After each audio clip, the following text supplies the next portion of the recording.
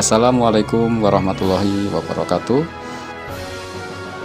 Perkenalkan, nama saya Roni, mahasiswa Pasca Sarjana IAIN Fatahumuluk, Papua. Pada kesempatan kali ini saya akan menyampaikan makalah aliran Ahmadiyah sebagai tugas mata kuliah ragam Teologi Islam di Indonesia. Latar belakang penulisan makalah aliran Ahmadiyah yaitu sejak kemunculan Ahmadiyah di India dan berkembang di Indonesia banyak menuai kontroversi. Salah satu ajaran Ahmadiyah yang menjadi bahan perdebatan di kalangan umat Islam yaitu tentang keselamatan dan kewafatan Nabi Isa alaihissalam. Adanya perbedaan penafsiran terkait gagasan-gagasan Ahmadiyah yang meliputi kewafatan Isa alaihissalam dan klaim Mirza Ghulam Ahmad sebagai Al-Mahdi, Al-Masih, Al-Ma'ud menjadi bahan konflik yang berujung tindakan kekerasan. Bahkan di beberapa pemerintah daerah mengeluarkan aturan diskriminatif yang menganggap merampas kebebasan mereka dalam menjalankan keyakinan agamanya. Memperhatikan fenomena keberadaan aliran Ahmadiyah yang dianggap masyarakat kontroversial, penulis mencoba mencari menguraikan aliran Ahmadiyah dari sejarah dan ajaran-ajaran Ahmadiyah. Sejarah ajaran Ahmadiyah. Gerakan Ahmadiyah merupakan ajaran Mirza Ghulam Ahmad berasal dari distrik Gurdaspur, Punjab, India. Pada 4 Maret 1889, dia mengaku dan mengumumkan bahwa dirinya menerima wahyu langsung dari Tuhan. Bahkan dalam pernyataannya secara tegas, Ghulam Ahmad juga mengaku bahwa dirinya sebagai seorang pembaharu, seorang Al-Masih yang dijanjikan dengan tujuan untuk menegakkan syariat Islam. Menurutnya, Ahmadiyah bukanlah sebuah agama baru, akan tetapi merupakan bagian dari Islam itu sendiri.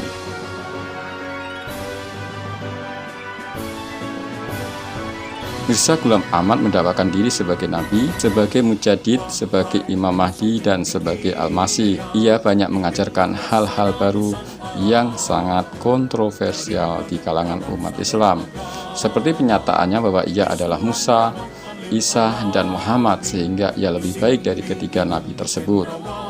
Sejarah perpecahan aliran Ahmadiyah. Perjalanan aliran Ahmadiyah tidak semudah seperti apa yang diinginkan oleh pendirinya. Ahmadiyah yang semula bersatu pada tahun 1914 Masehi pecah menjadi dua aliran, yaitu Ahmadiyah Qadian dan Ahmadiyah Lahori. Menurut pihak Ahmadiyah Qadian, perpecahan terjadi karena beberapa tokoh Ahmadiyah menghendaki Khalifah II jatuh kepada Mu'alfi Muhammad Ali, tetapi dalam pemilihannya dia dikalahkan oleh Mirza Basiruddin Muhammad Ahmad. Maka Mu'alfi Muhammad Ali dan kawan-kawan memisahkan diri menjadi aliran Ahmadiyah Lahori. Namun pernyataan pihak Qadian dibantah oleh aliran Ahmadiyah Lahori. Menurut aliran Lahori, perpecahan tersebut disebabkan perbedaan pendapat tentang kenabian Mirza Ghulam Ahmad. Mirza Ghulam Ahmad bukan nabi. Perlu diketahui bahwa kedua aliran ini sama-sama pengikut Mirza Ghulam Ahmad. Mirza Ghulam Ahmad dengan tegas menyatakan bahwa ia adalah nabi dan rasul menerima wahyu. Kitab ini mengandung ungkapan-ungkapan Mirza Ghulam Ahmad yang dianggap wahyu bercampur dengan penggalan-penggalan ayat suci Al-Quran. Namun setelah terjadi perpecahan juga menyebabkan dua keyakinan. Aliran Qadian, Mirza Ghulam Ahmad dengan tegas menyatakan bahwa ia adalah nabi dan rasul menerima wahyu, yaitu kitab Tazkirah. Sedangkan aliran Lahori menganggap Mirza Ghulam Ahmad bukan nabi, tetapi hanya sebagai mujadin atau pembaharu. Sejarah masuknya aliran Ahmadiyah Lahori dan Ahmadiyah Qadian di Indonesia. Masuknya aliran Ahmadiyah Lahori dalam catatan sejarah Profesor Iskandar Zulkarnain pada tahun 1924, aliran Ahmadiyah Lahori dibawa oleh Mirza Wali Ahmad Baik dan Maulana Ahmad datang ke Yogyakarta. Kedatangan kedua pemuka agama ini sebenarnya memenuhi undangan Sekretaris Muhammadiyah Yogyakarta Minhajur Rahman Joyosukito untuk berpidato dalam Muktamar Muhammadiyah ke-13. Ahmadiyah Lahori yang dikenal di Indonesia dengan Gerakan Ahmadiyah Indonesia atau GAI berpusat di Jogja. Munculnya Ahmadiyah Qadian di Indonesia tahun 1925 diprakarsai oleh 3 pemuda, yaitu Abu Bakar Ayub, Zaini Dahlan, dan Ahmad Nuruddin asal Minangkabau, Padang. Ketiga pemuda tersebut mempelajari agama di Hindustan, India. India pada waktu itu menjadi pusat reformasi dan modernisasi Islam, serta banyak sekali perguruan tinggi dan tokoh-tokoh Islam yang berkualitas. Setelah berada di Hindustan, mereka bertiga melanjutkan pengembaraan ke Lahore dan Qadian. Di tempat inilah mereka dibayat oleh Khalifah pertama Ahmadiyah India, Hazrat Hafiz Hakim, sebagai jamaah Ahmadiyah yang sah. Setelah sah sebagai jamaah Ahmadiyah, bertiga pulang ke tanah air Indonesia dan sekaligus menyebarkan nalar-nalar ke Ahmadiyahannya. Dalam rangka propaganda ini, Maulana Ramahali, salah satu seorang pemuka agama beraliran Ahmadiyah, didatangkan ke Indonesia. Maulana Rahmat Ali, seorang utusan khusus dari Ahmadiyah Qadian yang diutus oleh Imam Jemaat Ahmadiyah Khalifatul Masih II, Hazrat Mirza Bashiruddin Mahmud Ahmad. Rahmat Ali ditugasi untuk menyampaikan ke Indonesia bahwa Imam Mahdi yang ditunggu telah datang ke dunia ini. Dengan demikian, Maulana Rahmat Ali boleh disebut sebagai pembawa paham Ahmadiyah Qadian di Indonesia bersama pemuda-pemuda Indonesia yang belajar di Qadian. Oleh karena itu, Maulana Rahmat Ali dipandang sebagai perintis Ahmadiyah Qadian di Indonesia di Tapak Tuan Aceh pada tahun 1925, menjadi sebuah organisasi dengan nama Jemaat Ahmadiyah Indonesia atau JAI. Perkembangan mutakhir ini hampir di seluruh kawasan Indonesia sedang berkembang aliran Ahmadiyah. Namun demikian, keberadaannya tidak langsung diterima secara wajar oleh masyarakat setempat. Ajaran Ahmadiyah memiliki kitab suci Tazkirah yang merupakan ungkapan-ungkapan Mirza Ghulam Ahmad dicampur dengan penggalan-penggalan ayat-ayat suci Al-Quran. Ada beberapa isi yang sangat kontroversial, yaitu Pertama, Ahmadiyah mengakui bahwa kitab Tazkirah kitab suci yang sama sucinya dengan Al-Quran. Kedua, isi kitab Tazkirah setebal 818 halaman adalah bacakan dari ayat-ayat Al-Quran dan hadis-hadis Nabi, lalu mereka masukkan ayat-ayat palsu ke dalamnya. Hal ini dapat kita lihat pada beberapa bagian ayat-ayat palsu Tazkirah. 3. Dalam Tazkirah halaman 422, Mirza Ghulam Ahmad berpendapat bahwa Tuhan mempunyai anak. Ia menyatu dan sederajat dengan Tuhan. Neraka Jahanam tidak akan berpenghuni. Ajaran Ahmadiyah setelah terbagi dua aliran menjadi dua aliran, yaitu Ahmadiyah Qadian dan Ahmadiyah Lahore, juga menyebabkan perbedaan dalam keyakinan.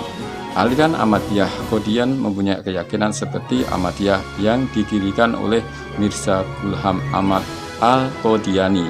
Sedangkan aliran Ahmadiyah Lahore berbalik arah apa yang menjadi keyakinan Ahmadiyah Qadian.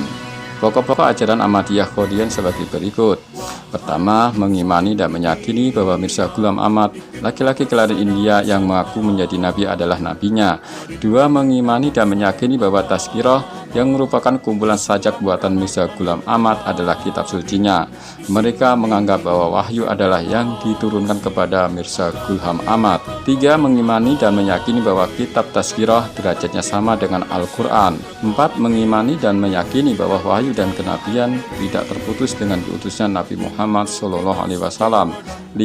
Mengimani dan meyakini bahwa Rawah dan Qadian di India adalah tempat suci sebagaimana Mekah dan Madinah. 6. Mengimani dan meyakini bahwa surga berada di Qadian dan Rawah. Mereka menganggap bahwa keduanya sebagai tempat turunnya wahyu. 7. Wanita Ahmadiyah haram menikah dengan laki-laki di luar Ahmadiyah. Namun, laki-laki Ahmadiyah boleh menikah dengan wanita di luar Ahmadiyah.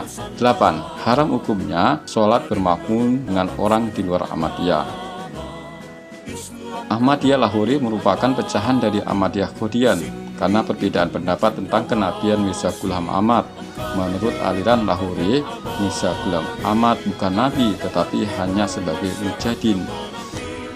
Ajaran aliran Ahmadiyah Lahore: pertama, percaya pada semua akidah dan hukum-hukum yang tercantum dalam Al-Quran dan Hadis, dan percaya pada semua perkara agama yang telah disetujui oleh ulama, dan yakin bahwa Nabi Muhammad SAW adalah Nabi terakhir. Kedua, Nabi Muhammad SAW adalah khotamun nabiin. Sesudahnya tidak ada nabi lagi, baik nabi lama maupun nabi baru.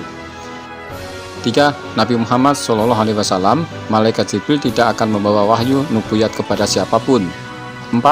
Apabila malaikat Jibril membawa wahyu nubuat, wahyu risalah, satu kata saja kepada seseorang, maka akan bertentangan dengan ayat walakin rasulillahi wal khotamun nabiin. 5. Sesudah Nabi Muhammad SAW, silsilah wahyu nubuat telah tertutup. 6. Sesudah dengan sabda Nabi Muhammad SAW bahwa di dalam umat ini tetap akan datang aulia Allah. 8. Mirza Ghulam Ahmad adalah mujadid abad 14 Hijriah dan menurut hadis mujadid akan tetap ada. 8. Percaya kepada Mirza Ghulam Ahmad bukan bagian rukun iman dan rukun Islam. Maka dari itu orang yang tidak percaya kepada Mirza Ghulam Ahmad tidak bisa disebut kafir. 9. Seorang muslim apabila mengucapkan kalimat thayyibah tidak bisa boleh disebut kafir.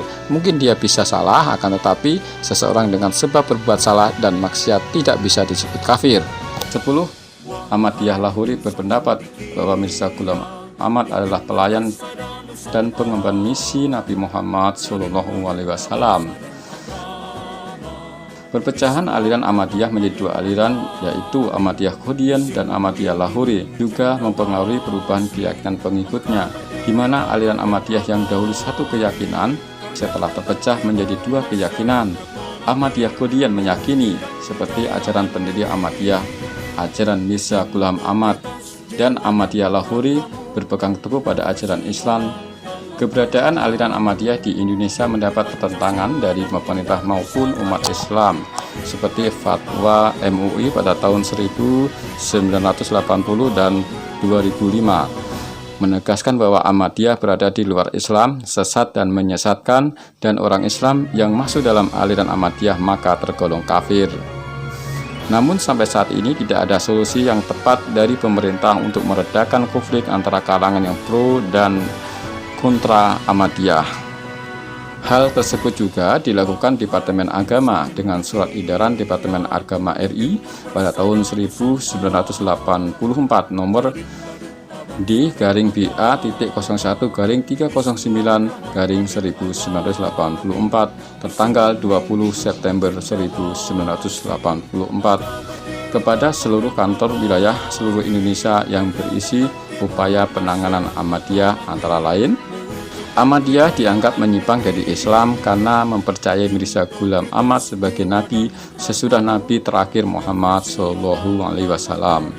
Kedua, kegiatan jemaah Ahmadiyah di Indonesia dijaga untuk tidak menyebarluaskan fahamnya di luar pengikutnya, agar tidak menimbulkan keresahan masyarakat dan tidak mengganggu kerukunan hidup beragama. Penolakan terhadap Ahmadiyah juga terjadi beberapa kalangan organisasi masyarakat, seperti halnya kasus yang terjadi di Tasikmalaya. Konflik terjadi antara jemaah Ahmadiyah dengan organisasi masyarakat Forum Pembela Islam. Konflik tersebut terjadi karena FPI tidak bisa menerima aliran Ahmadiyah dan berusaha mencegah dan membubarkannya karena tidak sesuai dengan surat keputusan bersama SKB 3 menteri, yaitu Menteri Agama, Menteri Dalam Negeri, dan Jaksa Agung. Nomor 3/2008, nomor 199/2008, dan nomor KEP-033-A-6-2008 pada 9 Juli 2008 tentang peringatan dan perintah kepada penganut, anggota dan atau anggota pengurus, jai, dan warga masyarakat untuk menghentikan semua kegiatan yang tidak sesuai dengan Islam yang mainstream, serta Peraturan Gubernur Jawa Barat nomor 12 tahun 2011 tentang larangan kegiatan jamaah Ahmadiyah di Jawa Barat. Sebagaimana pernyataan Wijonarko bahwa dalam kurun waktu tahun 2012 hingga pada awal 2014 telah terjadi kekerasan beruntun terhadap JAI di Tasikmalaya. Pada tahun 2012 telah terjadi pengusahaan terhadap Masjid JAI di Kecamatan Singaparna dan Kecamatan Selawu. Sedangkan pada tahun 2013 hingga awal 2014 tidak hanya pengerusakan dan pembakaran Masjid JAI, akan tetapi juga pengerusakan rumah-rumah JAI. Demikian penyampaian makalah aliran Ahmadiyah. Semoga makalah aliran Ahmadiyah ini dapat bermanfaat dan memperkaya keilmuan tentang teologi ragam agama Islam di Indonesia. Assalamualaikum warahmatullahi wabarakatuh.